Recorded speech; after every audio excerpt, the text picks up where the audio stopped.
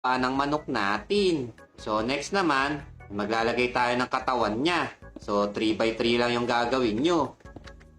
Yan. Tapos, gawin yung 2 blocks. Teka, mukhang bansot naman masyado tong manok natin. So, siguro taasan nyo pa ng isa pang block. Tapos, dito naman natin gagawin yung pakpak niya.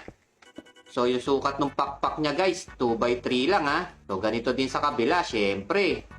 Para pantay. Ayos, may pakpak na yung manok natin. So, ngayon naman, ilalagyan natin siya ng ulo.